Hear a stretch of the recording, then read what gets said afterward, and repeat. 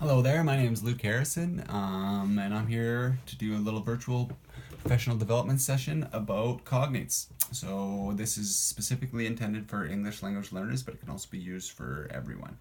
So first of all, what is a cognate? A cognate, as defined by Oxford English Dictionary, is a word having the same linguistic derivation as another. So basically, what does that mean? It means that the word has a similar spelling and meaning in two or more languages. So we're all familiar with cognates, even if we don't realize it. We use them all the time, especially between French and English. So there's a couple different kinds I'm going to go through just to give you an idea of what a cognate is, and I'm going to talk about how we can use them in the classroom and why they're an important tool for teachers. So first of all, there's perfect cognates, which, as you might imagine, are spelled exactly the same in both languages. So an example of this is animal in English, in animal in French. So the word is spelled exactly the same.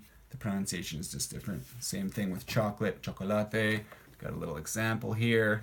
Then there's some other ones that require a little bit more guesswork on behalf of the students, but they're still probably going to be able to figure them out. These are called imperfect cognates, and there's just a letter or two usually added in there, but the same meaning.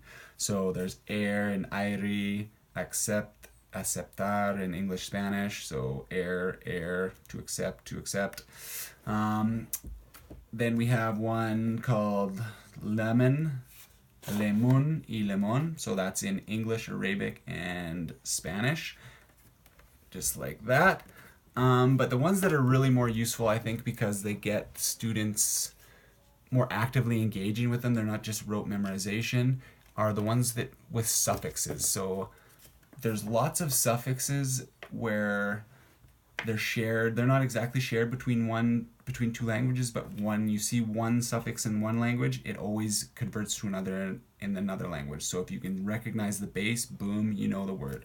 So example of that, ist suffix becomes iste in English French, so tourist becomes touriste. Pessimist. I don't speak French, I'm sorry if the accent is terrible. There's lots and lots and lots in Spanish. Tion always becomes cion in Spanish, so emotion becomes emoción, transportación, etc., etc. So yeah, these are really good because they get students, cognates are really important because they allow students to draw on the wealth of knowledge that they've already developed in their mother tongue and transfer some of that vocabulary straight into English, which is really, really important because instead of kind of laboriously memorizing these words through repetition and rote memorization, they can already have those connections in their brain, and they're just making the connection in English. So what is this going to look like? What's the purpose? So it's a powerful tool because it teaches ELL's words in other languages, obviously, but it also teaches non-ELL words in other languages, so that you're kind of getting that intercultural exchange, which I think is really important and something we talk about a lot in this class, recognizing other cultures and other narratives. So it makes you realize, I think it really just reinforces commonalities between languages instead of always emphasizing differences. Oh, he speaks another language, he's from so-and-so. Yeah, that's true, but we still have a lot of the same words linguistically, and I think that can be extended to other areas of the classroom and to really create a more inclusive atmosphere. Why is it useful for teachers? It's really easy for them to do. It's easy for the students to do. It's something that they're innately doing already, so we just need to build on that. What else does it do? It's really great segue into history and sociology, geography. Why are these disparate languages and cultures sharing all these words? I think that anytime you can kind of pique the curiosity of your students, that's a really good thing, and that's a really teachable moment that can generate a lot of useful discussion and really create a great atmosphere. So how to use the instructional strategy in the lesson. What's it going to look like? Okay, first of all, you need to talk to your ELLs in your class and figure out what languages they speak. Second, put up resources, especially with the suffixes. You can talk about common cognates, suffixes up. Talk to your students. They're going to have a lot of strategies that they're already using consciously or otherwise that you don't have. They're probably going to be better language learners than I ever will be. They're already multilingual, they're young, their brains are really plastic, they've got a lot going for them. So I think if you can draw on that knowledge, that's really important.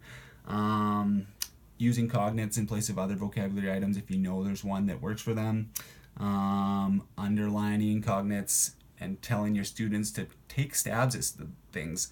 Cognates are really an important instructional tool for me because they really get students thinking about the language. You know, they can provide a way for ELLs to access all that language they have and to value their lived experience, you know. Instead of having that language as a detriment and, you know, oh, he doesn't speak English, he speaks, you know, Farsi, you can say, wow, he knows Farsi, he has all this knowledge that we can use and we can build on.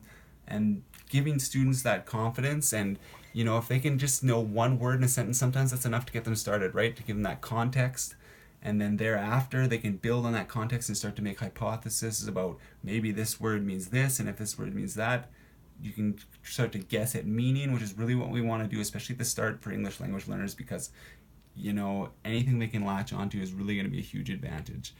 So yeah, Cognates, useful tool for ELLs and non-English language learners.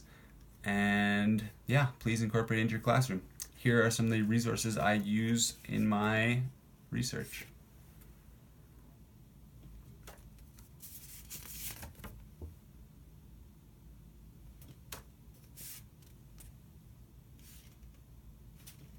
Thank you for your time. Have a good night.